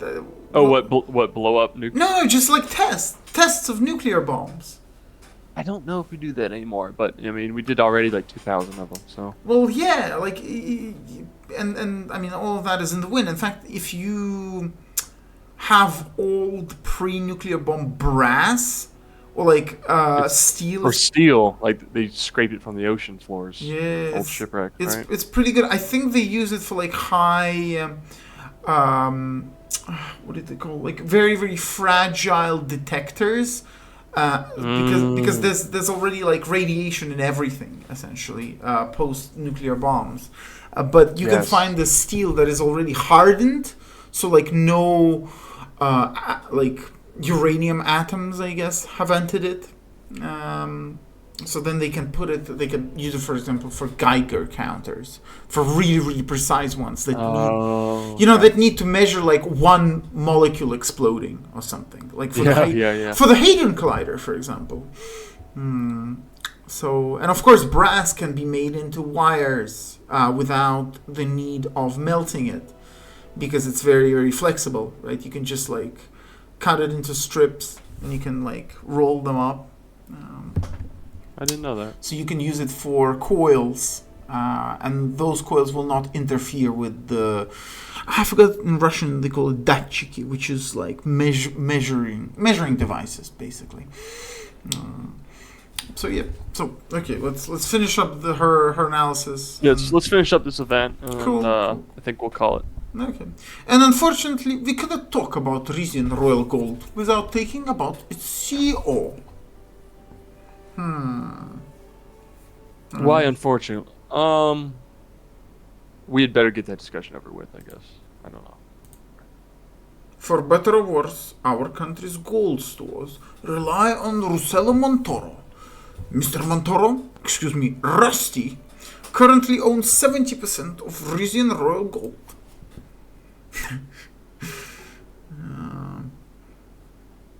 I still cannot believe he was allowed to gain such a large majority. Nor can I, Your Majesty. He looked at Elena. Rusty's first move after taking over the company was to sue your father's government for loss of revenue connected to the Zeal handover. After a very lengthy back and forth, it was agreed that the kingdom's share in RRG be decreased from 45 to 30%. Wow. Well, maybe we haven't met the guy. Like, maybe Rusty is like stupid or whatever. Maybe he's just, he was waiting for a competent ruler or something. Maybe we can buy it. Maybe he doesn't want to do it anymore. Who knows? Does he have kids? Maybe they can become dukes. Maybe, in fact, if we make him a royal, then bam, that's our problem solved. True. Marry your daughter off. None of these options really walk the line. We kind of walk. We can either be, I will not tolerate this. We should nationalize the entire thing. Oh yeah, just. I kind of like number one. I'd like our original stake back. Sure. 45, right? Karina favored with Rusty, and it should be possible, but any more than 45% will be difficult. Rusty, oh, okay. Oh, he's a big boy. Big boy. I'm a big boy. He's like American, wealthiest. Few concrete facts are known about his provenance and upbringing. Yeah, very interesting guy. Very, very interesting dude. I think we should make him into a royal. That way he serves us, and he would He's like. Got it. the A10s for it. Because he can like own 100% of it or whatever. But like still, he's probably gonna be like, give us gold. Go ahead. The patent for RRG's proprietary mining technology was filed in Ventry City, Arcasia, and most of its financial assets are kept in Kairoot. In other words, attempting to nationalize the company without Mr. Montor's express approval would strip it of its value. She adjusted her glasses before continuing. RRG may control mining within Rizzia, but the royal government is a direct stakeholder in the Meftium International Trade Zone. She unrolled a map on the table and pointed to a region in the east of Morella. The double blow of losing our mines in Zeal and 15% of our RRG stake has made us quite reliant on the gold from the MIT ads. Lorento stroked his mustache. It was established shortly before you joined the Royal Council, was it not, Elena? I heard the negotiations between Rizzia, Vauxland, Lesbia, and Morella took over a year.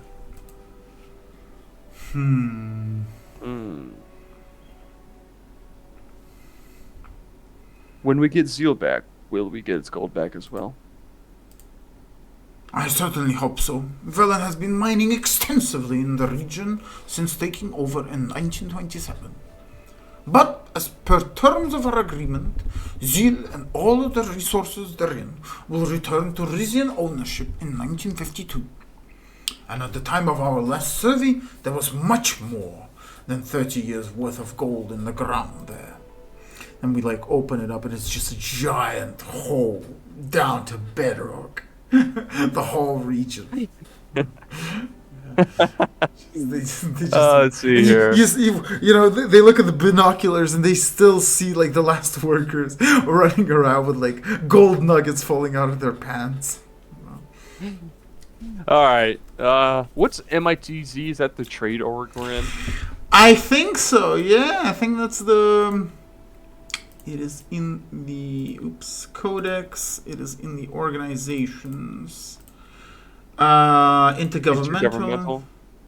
MITZS. Maybe it's governmental? No. MISC organizations, political. No. Go up. Fuck. Do we have look at this gold from the MIT? Wait, it's up. We can click on it. It's in the dialogue above. Yeah, where? Just scroll up a little bit. Oh. There, Meftium International Trade Zone. Exactly. Yeah, I get you. Globally significant, economic trade with Republic of established in Morella, consists of gold mining facilities and refineries operated by corporations in Morella, Lesbia, Vauxland, and Rizzia. It's a trade zone. Interesting. Oh, we all share this one. Look at this one. At the heart of the zone is the Meftium Basin, a unique geological formation filled with layers of sedimentary rock, containing an extraordinary concentration of gold. I read this and I think, man, they should do a DLC, but for Disco Elysium, like this game, but Disco Elysium story. I don't know, have you completed Disco Elysium? Yes, especially with Titus. We have a Titus character here Well, too. obviously who's also- Titus, but I thought like unique geological formations. Oh, that kind of sounds like the Pale, right? In a way. And I was thinking that like, well, there's politics in that, but there's also the supernatural. And I really like that aspect of Disco Elysium. Disco. Yeah. In fact, that's like when you go in this silent church. the church, the abandoned house, all of that stuff. When you see visions, well, obviously the Pale, which is like all constantly growing and like. What is the Pale? I didn't even get any of that lore. Well, there's a lot of it. Basically, the Pale it can be interpreted in like the way, the concept of the noosphere, that everything humans create kind of like has consumed everything else that is before that. And so, like no animal besides the polar bears and like I think like 2 other big cats sees man as prey, even when they are like kind of bigger than the man. And a lot of like animals seem terrified of humans, absolutely, like nothing else. And like we have conquered everything, language, we have categorized everything. Well, the thing is that if we forget it, will it just cease to exist? Will it just disappear? Like old kind of history, and this is kind of what the Pale is. But there they say that like it's like the planet, or it's not even the planet, it's like a disc, it's 2-dimensional. It's these insulas suspended in like nowhere in the void. Like there's no stars in Disco Elysium. It's just this like big plate of like broken islands, and they're all surrounded by the Pale, which like eats through everything. It is indescribable. Like you can't see it, but it like causes distortions. Time works badly in it, and like who talks about this in the game? Well, the woman that is on the boat, the representative of the company. I guess I never asked her about that specific dialogue. Yeah, she can fill you in. And also obviously in the church, like you talk to the woman, and you can also talk to the woman you find underneath the the one you were searching for, the missing shoe. I don't know, well, the one that turns on the microwave emitter onto you, and then you like fight her, and she either kills herself. Oh yeah. Yeah, I think she like talks about that because she has a mini Pale repeater or whatever that like blasts. Oh, is that what she hits you with? Something like that, yeah. Interesting. And that's kind of the thing. And there's a book, so you could read the book. There are 2 translations out, which is the Divine and Horrible Aroma, something like that it's called. It has an amazing beginning. Basically, like just like at some point it becomes really bad, and you feel like the writer was drinking, and then it kind of like it picks up close to the ending again. But it has absolutely amazing like Eastern Europe kind of detective vibes, all of that stuff. It's very good. And yeah, the Pale, they call it the entrepreneuric catastrophe. And you can think of it as, like if you look at South America and then you LiDAR scan it, you will see that the whole continent is just covered in gigantic cities, ruins of it. Underneath all the jungles, all the forests, lies a civilization, and nothing has been written about it. And it had wars, it had like old style wars, it probably had some technology, it probably had some books, it read, One of those explorers, Orellano, I think, he writes about there's a Hyperborean lesbian kingdom he writes about. Well, I swear to God. Well, all of that is forgotten, and it's scary when you realize that like a lot of people spend their time and love and poured all of it into doing this, into like I don't know if they were making a video game like an MMO, and then that MMO got abandoned, and now you can't play it anymore because it's always online. Well, all of those stories are lost as well, and well, since animals and like nature doesn't really have that sort of stuff. they don't really like archive their memories, then they can't lose that much. And this loss is so catastrophic that it can like basically cause the death of the world. Because if all of the world is absorbed into your understanding, into your like human perception, then if you die, it dies with it. So that's why apples kind of want us to eat them. That's why like a lot of animals want to be harvested, and that's why pigs don't rebel, because they understood that man's mind took over their world, and if man dies, everything dies. Everything just disappears. So that's kind of what the pale is. It's just that it's an image. Okay. So let's continue. Let's finish up the gold one, then we'll save. But it's okay. Look, we got a lot of things to talk about. Indeed. Yeah. So let's see. I get the picture. Let's move on to other topics. Cool. Of course. And then we'll just. Well, I mean, do we care about taxes? I don't think we care about taxes. Nah. Energy holdings. We already know everything we need. All right. That's all the information I need for now. Yeah. Perfect, Your Majesty. Elena glanced down at her notes, her expression contemplative. I'd like to discuss several economic considerations. We should anticipate potential expenses arising from our impending fiscal policies. We've covered enough ground for today. Let's adjourn the meeting soon. Cool, yeah, they can do it. They can do it on their own. Very well. It seems like you've got a good grasp on our financials. I mean, we sorta do, to be honest. Between myself and the House of Delegates, we were able to keep everything running smoothly in the absence of clear guidance from your father. But with a king of your caliber as the helm, there's no telling how high we can soar. Robus the fiscal response. Your hard work during my father's decline is to be commended. Give her a thumbs up. Thank you. It was indeed quite a stressful time for everyone. I think that's enough for today, but we will have to come to a decision regarding the development of our resources. Gold is where most of our profits are coming from today, and it holds a special place in our history. But I maintain that natural gas would be a more fruitful investment.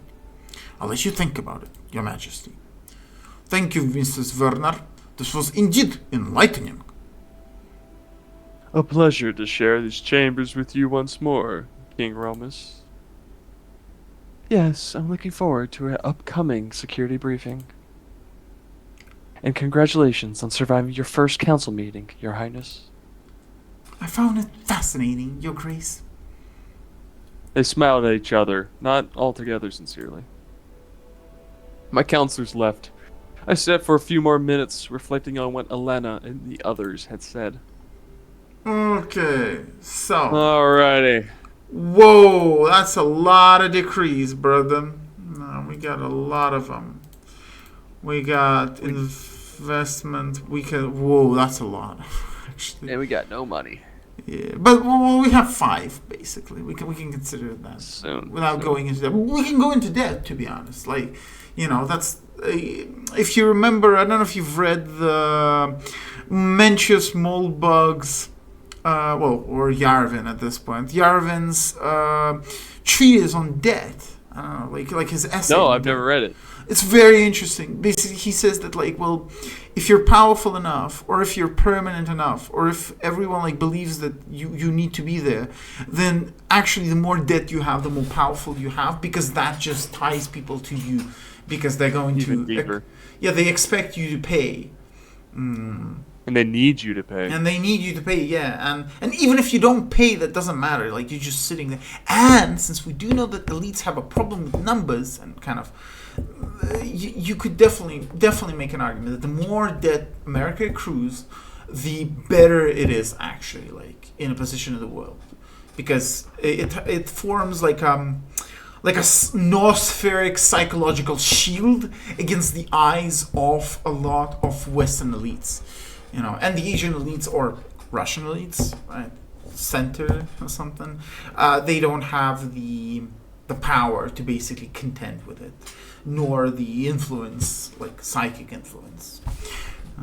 Basically, its mages are not strong enough. Phew. Okay, I think we're gonna do this next time, right? Yep, that sounds great. All right, was this was wonderful. a great time as always. Yep.